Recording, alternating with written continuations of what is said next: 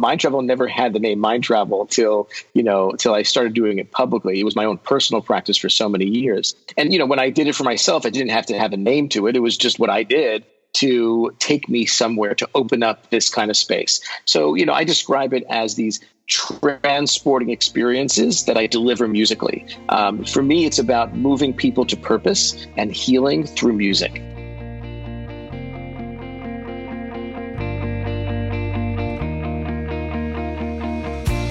Hello, and welcome back to Seek the Joy podcast. Happy Seek the Joy Tuesday. I'm your host, Sydney Weiss, and before we dive in to this week's phenomenal conversation, I want to take a little bit of time to talk about the last week. I've been spending a lot of time thinking about my role, about Seek the Joy's role in shaping conversations around race and inclusivity, our role in supporting our communities, educating ourselves, being a better ally, and really continuing to use this platform to amplify voices that are too often ignored or silenced altogether. And then continuing to share those stories and voices with the world. From day one, this has been my mission and my passion with this podcast. And I feel like in some ways I have done that.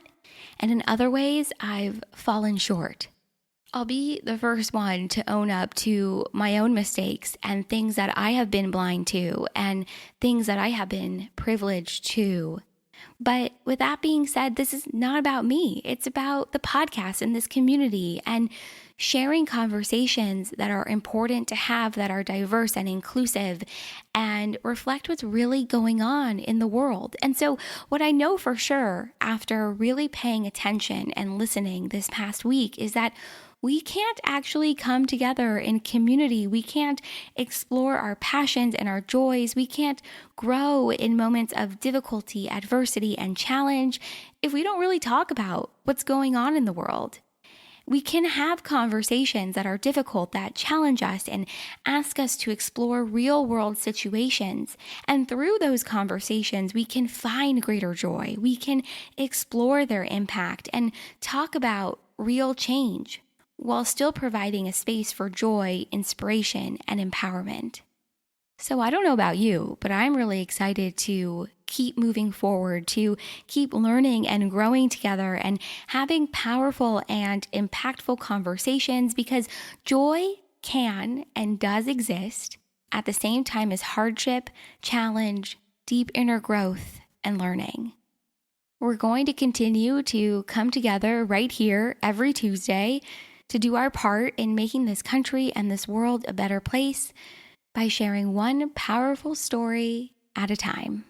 Okay, so let's do it. Let's dive in to this week's new episode. On the podcast this week is Murray Hidary. He's a multi-disciplinary artist, tech pioneer, composer, and the founder of MindTravel. Murray's purpose-driven approach is at the heart of everything that he does, and I'm so excited to share this week's new episode with you because there are so many beautiful lessons and moments and wisdom that Murray shares that can be applied to all of our lives. And so in this week's new episode, we talk about Murray's journey with music as a powerful language for expression, healing, and emotion, and how he's moving people to greater purpose in their lives through music. We talk about mind travel, the inspiration behind his transformative, immersive musical experience, and the deeper levels of consciousness he's been able to tap into through this practice.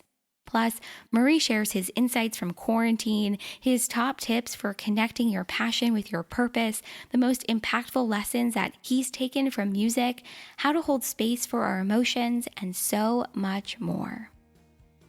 I am so excited to share this week's new episode with you guys, and make sure to join the conversation on Instagram, Facebook, and Twitter. We are at Seek the Joy Podcast everywhere. If you're enjoying the show, follow on Spotify, hit subscribe on Apple Podcasts, and leave us a rating and review wherever it is that you listen to podcasts. Music is healing and transformative, and this conversation could not come at a better time. So without further ado, here is my conversation with Murray Hidary of MindTravel.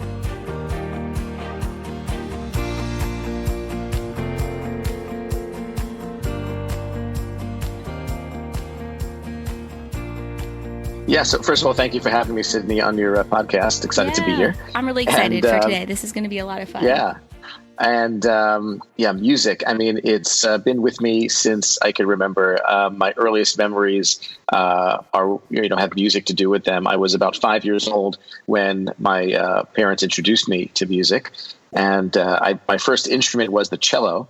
And I had a tiny little cello starting out when I was 5 years old in kindergarten. And then I picked up the piano at 6. So I played both those instruments growing up. And by the time I got to high school, I knew that I wanted to be a composer. It was very clear to me. And I felt like I had my own thing to say with music. Music became a very powerful language for expression for me, even as a little kid.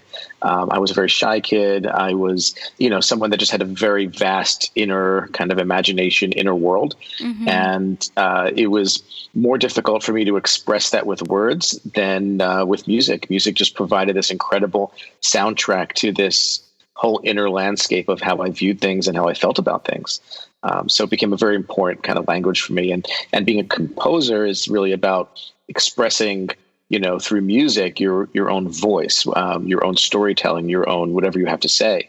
And of course, over the years, it became more and more, sophisticated of a language for me. And then by the time I got to university, I formally studied to be a classical composer. I love what you just shared about music as a form of expression and music as a way to tell stories, because I think when we're just, listening to music or Spotify on shuffle or whatever it might be, we don't always listen to the lyrics of that type of music and realize, okay, a story is being shared. But in a more classical form of music, it's such a powerful form of expression that I don't think a lot of us think about it that way. Yeah, I think, if you look at almost any art form, whether it's, music, playing an instrument, whether it's being a composer, whether it's being a sculptor, a dancer, a painter, whatever art form it is, there's many people that have, skills in those fields. Mm-hmm. But what separates, someone who plays an instrument, for instance, or can draw well from being, a great artist? We look through history, right? What made the great artist the great artist? Was it only their technique? Well, I'm sure there were other people during those times that they lived that had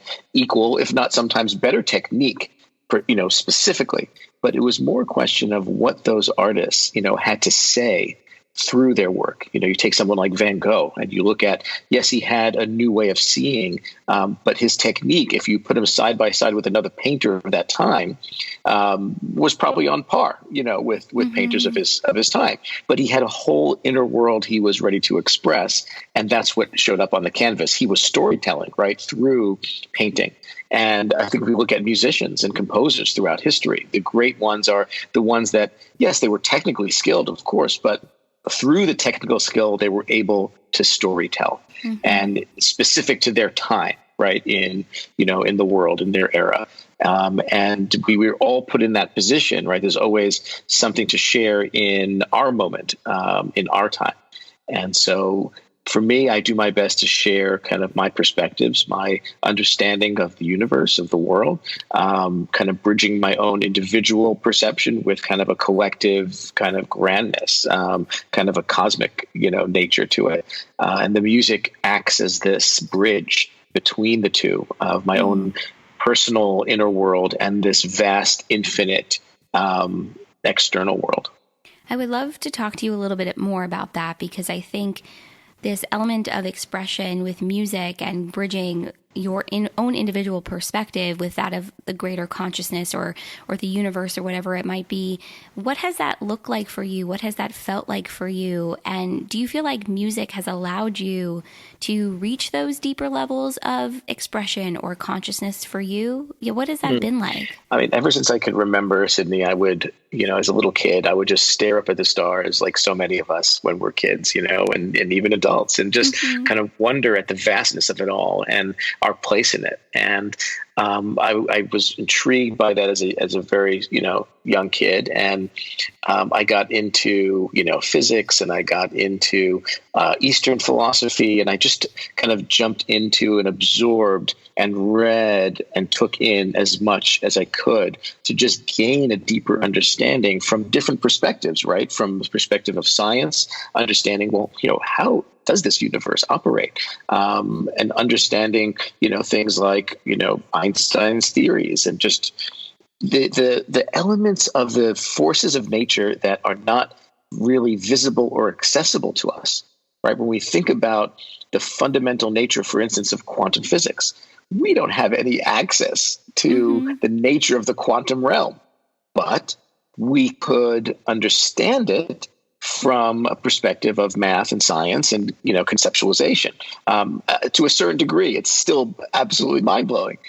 Eastern philosophy, meditation, these kind of notions of this interconnected kind of energy, understanding that from a different perspective. And then how do I translate that, through music? When I look at the stars, how can I translate through music this notion, this very real notion, that the stuff that makes me up, right? Every molecule, every atom, every subatomic particle within those atoms, at some point came from some exploded star billions of years, traveling through space and time.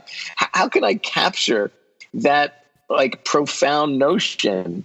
I certainly have a hard time doing it with words, but with music, somehow it grasps this infinite nature of that continuity, of that interconnection. I agree. I mean, how can you really capture that with words? But you've been able to do it with music. And it's interesting how music has become, it sounds like this very meditative experience for you, and has allowed you to just to dive in and to tap in and to share what it is that you are perceiving and feeling and experiencing in any given moment. Absolutely. Music has really been my companion. I think that's the word that occurs to me right now. It's really been my companion through all the trials and tribulations of life. That's really the first place I turn to, is music, in both the joyous times as well as the very difficult times. And I've certainly, found solace in music, during the most difficult times. If you look at some of the most challenging times a human being can go through, right, would be, profound grief of a very, very close, someone you love so closely. That would be, a very challenging time. There are many other types of challenging times, of course, as well, that people go through. For me, it was the death of my sister years ago. And again, the words completely failed me. I didn't have words to express it. I could express through words what happened. I can express through words, certain elements of it, but the deep pain of going through that was just ineffable. I just didn't have the words for it. So I would sit at the piano and I would just play what I felt in that moment. And so music is a temporal art form, right? It only exists in the moment in which you're actually doing it. Now, of course, we could record it. Okay, we know that. Yes, of course, you could record it. Right. But in terms of the notion of music itself, it exists and then it disappears. It just ripples out, right? Sound waves. So it moment by moment, it's really an art form that only persists in the present moment by moment, as it unveils.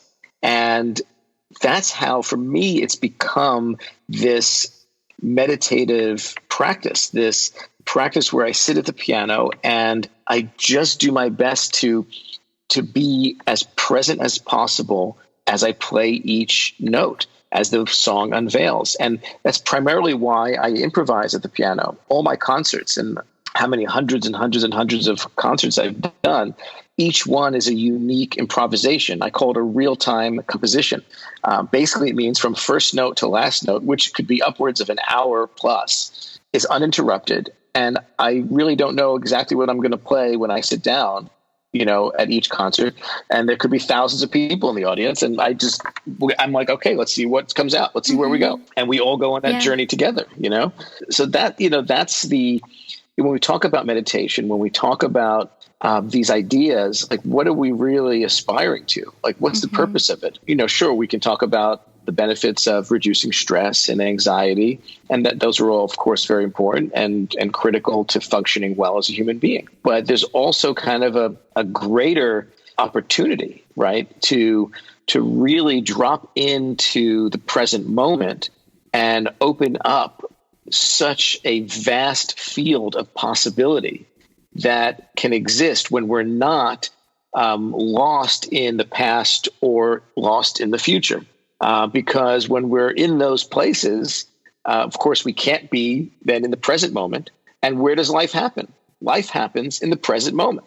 Mm-hmm. So I don't know anyone whose life happens in the past and the life doesn't happen in the future. It happens in the present moment.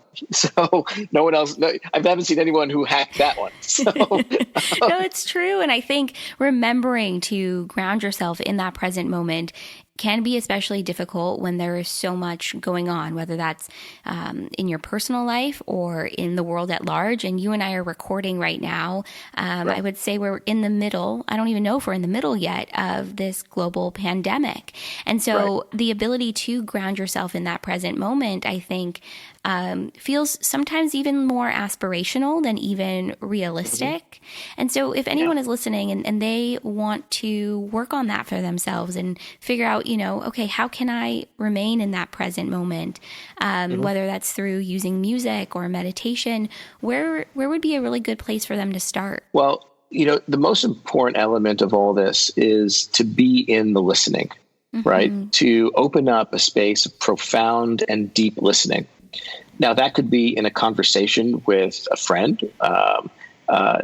We can experience that. It could be in nature, just being in complete silence and just listening to nature. There's incredible lessons in all of that. Music for me, and I invite, everyone to try it. Not all music is created equal. Some, I kind of liken music to food in a way. Mm-hmm. Some music is sustaining, like an entree, a very healthy, delicious meal that will give you the right nutrients. And other music is like, it's like dessert. And mm-hmm. we love dessert. We want dessert. It's delicious. But if you had it all the time, you'd, get sick. So, totally. Yeah. So I kind of, and so there's music for all occasions. I try to create music that really satisfies the soul, that really is the soundtrack to the soul, is what many people have called it. And there it's about being in the listening. Now, you don't have to be the one playing like I do to have the same experience, to be able to be in deep listening and see what emerges. Sydney, the mind is like, I liken it to, like an iceberg where only about 10% is above the surface, visible mm-hmm. and accessible, right? Most of the iceberg is below the surface of the water. And the mind is the same. It operates in the same way. So much of our mind is inaccessible to us. It's the subconscious, right? It's the unconscious.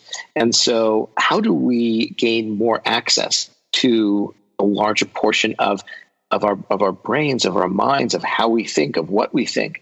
And we need to open space for that and be in the listening of that. Mm-hmm. So music is an extremely powerful way to do that, because once you create that space, the music, and especially the music that I do, is really engineered for that. And it opens up through the patterns and through the structure of it. Mm-hmm. It creates that space for blossoming. I would love to talk a little bit more about the music that you do create, because you really invite your audience to experience your music through a very immersive experience, through mind travel. So I would love to talk to you about what mind travel is, what people can expect when they join one of your silent walks or silent hikes. And so let's talk a little bit about what mind travel is. So first of all, mind travel never had the name mind travel till I started doing it publicly. It was my own personal practice for many years. That's awesome. And, when I did it for myself, I didn't have to have a name to it. It was just what I did to take me somewhere, to open up this kind of space. So, I describe it as these transporting experiences that I deliver musically. For me, it's about moving people to purpose and healing through music. So they have different formats to them. These are, actual experiences that we take people through, very immersive. Some of them are, for instance, out in nature, where we'll have hundreds, if not thousands of people at a beach like Santa Monica Beach or in Central Park in New York. These iconic outdoor nature-based spaces where people are welcome to kind of move around, explore, and they're all wearing wireless headphones. So they get to experience the music directly, intimately, I'm playing live directly to the headphones, and then they get to explore movement. And the whole experience is very freeing because they're not kind of stuck in their seat, so to speak. You'll see people in the ocean up to their waist in the ocean with the headphones on, just connecting so deeply through music. And we then took it the next step and said, well, what if we actually went on not just a metaphorical journey through music, but a physical one as well? So with the headphones on, we go on these silent hikes and silent walks. These are through some of the most beautiful parks in all of our cities, in the mountains, wherever we can do it in these different geographies. And we've had hundreds of people go on these collective, mass walks, and everyone is in complete silence. There's no speaking. And I'm guiding the experience through my voice, poetry, spoken word, and music. And they become these collective experiences where the individual and the collective kind of merge into one. What a powerful experience. So you're also playing the music in the background too, in addition to the spoken word and the meditation that you share? Yeah, on the walks, since we're actually walking in some cases many miles for, could be upwards of 2 hours. In that case, I use recordings of my work that I curate specifically to that landscape. So I will sketch out and walk these landscapes, prior to the actual event. And then I will curate the music so that it matches the arc of the landscape that we're in. If there's, a water element like a lake or an ocean, I might use a certain track, right, that evokes that. Then if I'm in the mountains or, in a more urban landscape or what have you. So, at this point, I have so many recordings and so much composed music available to me that I mix and match it, or I'll create something new for it. That's really amazing. And it sounds like a really wonderful experience and transformative in that moment. And I love how you shared that it really does combine that element of an individual experience, but also being in community because you're doing it together. What has the impact been to see people experience mind travel? What has the impact been on you? Yeah, I mean, one of the most surprising things when I remember doing my first tour of this experience, especially the silent walk and silent hike experience, one of the most impactful elements of it that was surprising to me was I knew I was going out there and going to dozens and dozens of cities, sharing this experience to bring that feeling of connection, to so many thousands of people. But, at the end of each of these events, we put the group into a massive circle. Sometimes, I remember once I think it was in Pittsburgh, it took up an entire soccer field. That's how many people there were, hundreds and hundreds of people. So imagine everyone in a huge circle side by side, right? And then we spent the last, 15 minutes or so where everyone got to share a word or a phrase of what they wanted to create in their lives and how they were feeling. And we literally took the microphone and went around with hundreds of people. And, it just takes a quick moment for each person to state their name and to state what they're creating for themselves. And it was an opportunity for people to be seen and to be heard. And most people in their daily lives are not necessarily fully seen and fully heard within their families, within their, careers, their work environment. And the idea is to give them that platform to be seen and be heard. And I'll go around these circles and I get to look in everyone's eyes as they, share a piece of themselves. And by the end of that circle, Sydney, I'm like, I can imagine. I'm like, they got me every time. Yeah.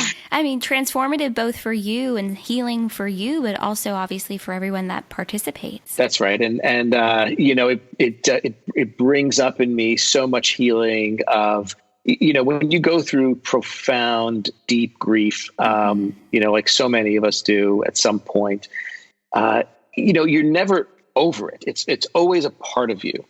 And you learn to live with it in different, ways at different times in different scales.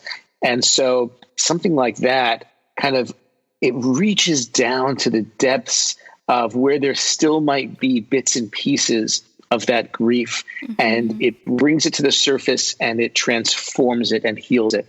It's just so wonderful. And I really am grateful for that to all these people that provide that for me. Yeah, I've found so often that it's our own experiences that all often inform what we create, the businesses that we start, the impact that we want to have, whatever it might be. But we don't always go into those creations really knowing or realizing just the deep impact that it's going to have on us and the deep level of healing that it's going to have on our own journey. And so MindTravel was based upon your own practice that you had.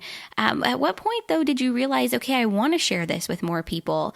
Obviously, you were probably experiencing its own transformative effects on yourself, right? And then, so at what point did you decide, like, okay, I need to share this? Yeah, that's exactly right. After using it in my own life so profoundly, as I mentioned, specifically getting through the grief of my younger sister and how tragically that all happened. And it wasn't just the grief of it, but also the trauma of what I experienced, having, been at the accident where, she was killed. So, it was a lot to unpack and to work through emotionally and on so many levels. And when I saw how powerfully it helped me get through that, I said, you know what, I really do need to share this with others, and maybe it can help someone else going through something similar. And that was the turning point for me. I had another parallel career I was in the technology world, creating, companies and technologies that were, super fun and super cool. But I realized that wasn't my ultimate legacy, that when I looked back on my life, whenever that would be, years and years from now, hopefully, and I looked back on my life and I said, okay, what did I contribute? What did I do here during this time? While the tech stuff was awesome and cool, I didn't feel like it defined me as like, here's what I, did as a human being. It was a chapter, it was a piece of the story, but I didn't think it was the whole story, certainly. Yeah. And I felt like sharing my music and being of service in that way really, really was that deeper calling. And it wasn't enough at that point to just create that for myself. I felt like I had to shift to being of service, sharing, and always improving myself. And by doing that, helping others as well, kind of this co-elevation, if you will. So interesting how you have really found not only your passion, but also your purpose. And I'm thinking about what you shared earlier about really the mission and purpose behind MindTravel is to move people through music to their purpose, to their passion, to their inspiration, to that deeper sense of self-healing for themselves.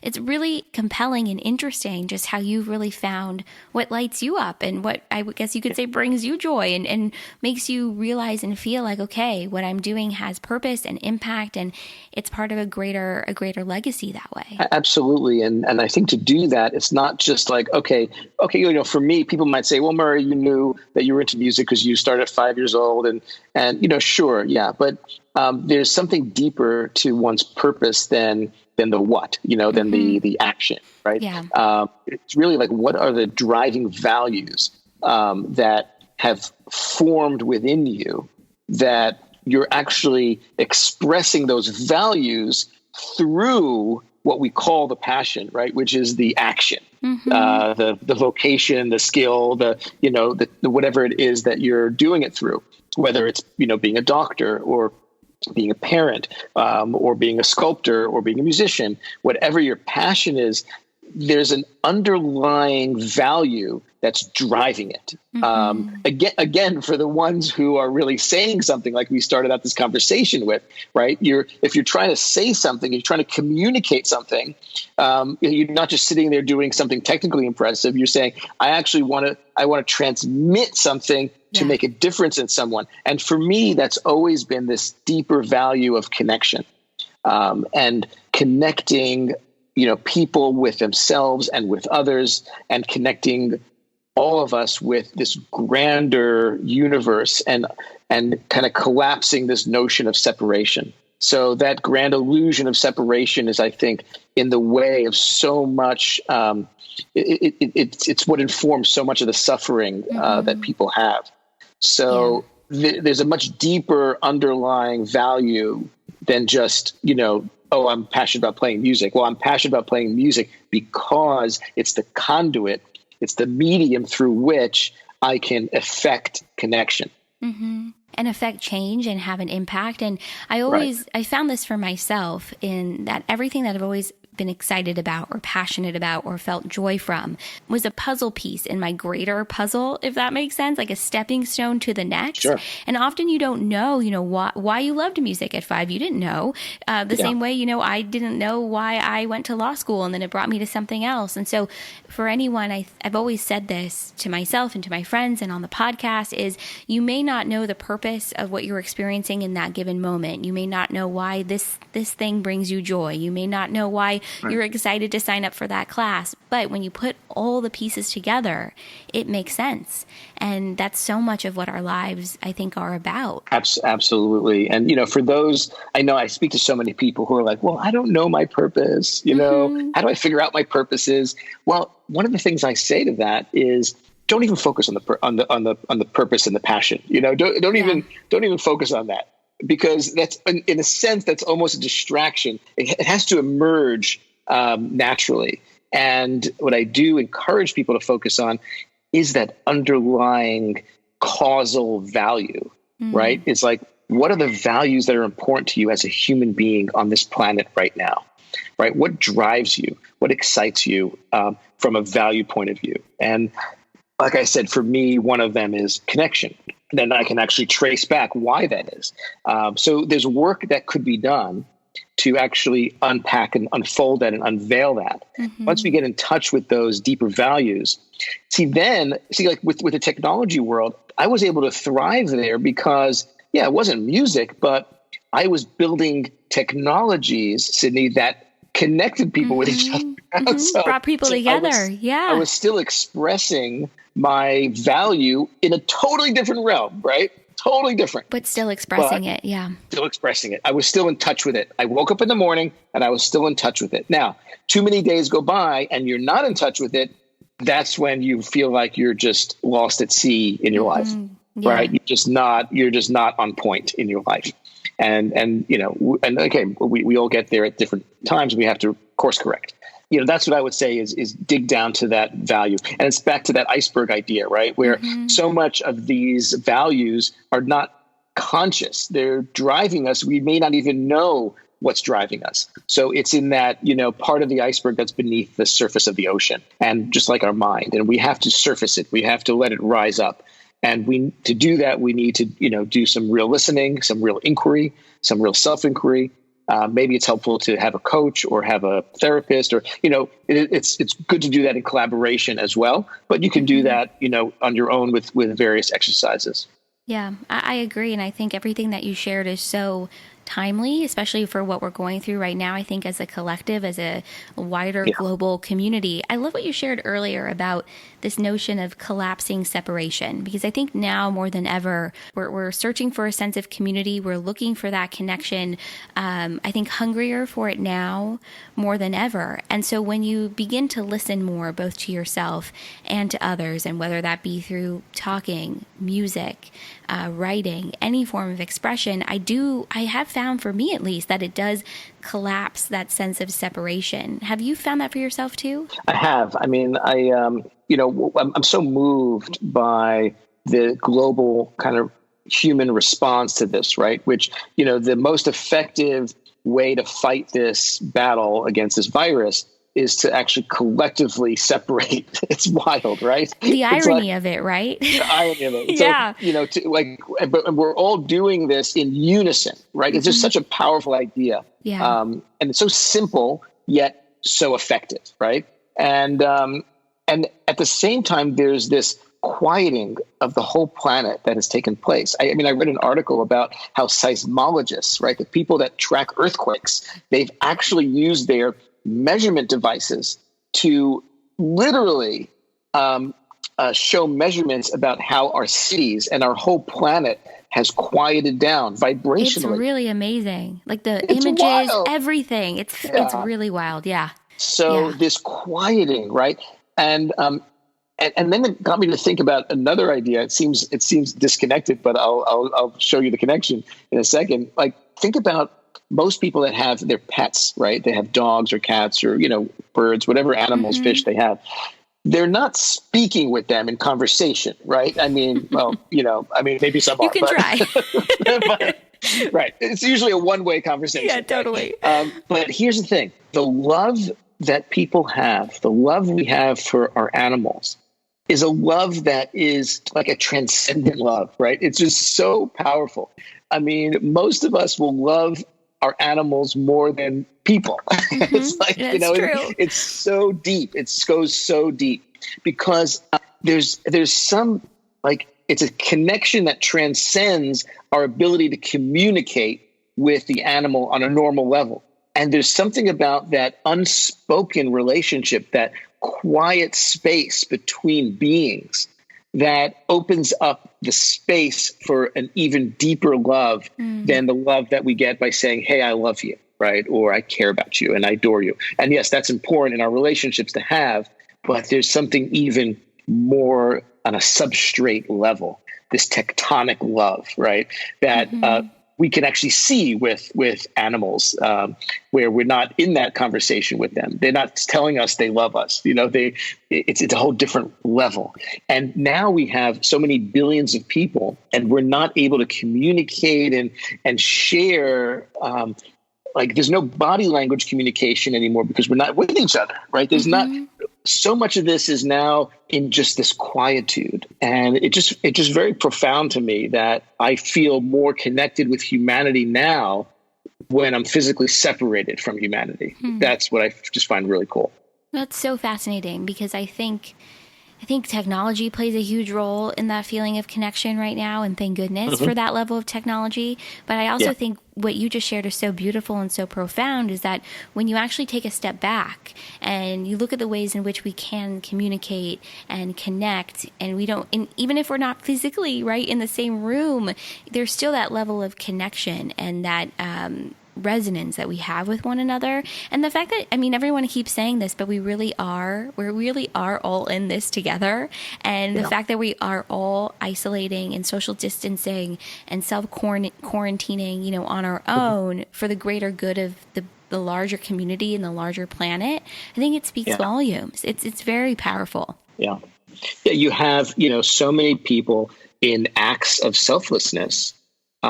Because, some people, they may not have family members or, that people they know that are older anymore that are, maybe they don't have that. So it's not directly about them, and their loved ones.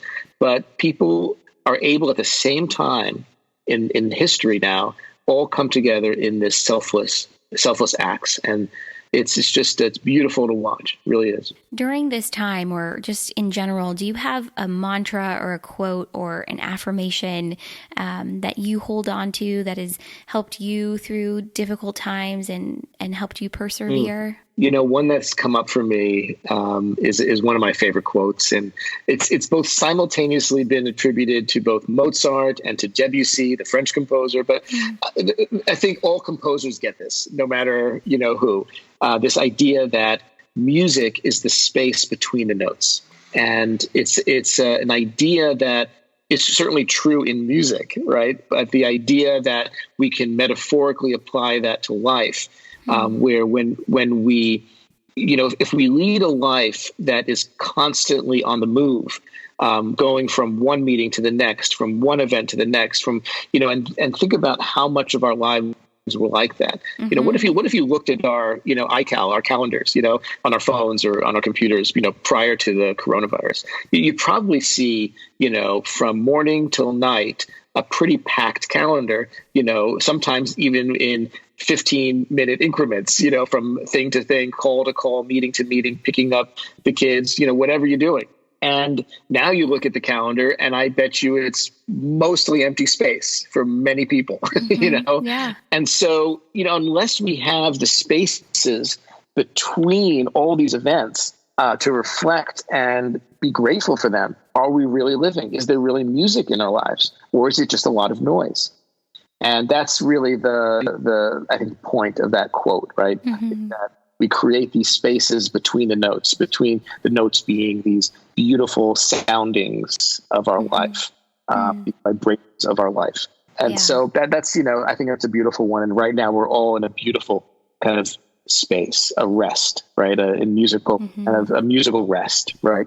And it just gives us that reflection, that ability to reflect on the vibration, and then collectively, that's the music. Yeah, those spaces in between and that opportunity for reflection, I think, is always really important and has been important in my life. But I think right now we're in sort of a collective pause in that way, where there is greater opportunity to have those moments and those spaces for reflection.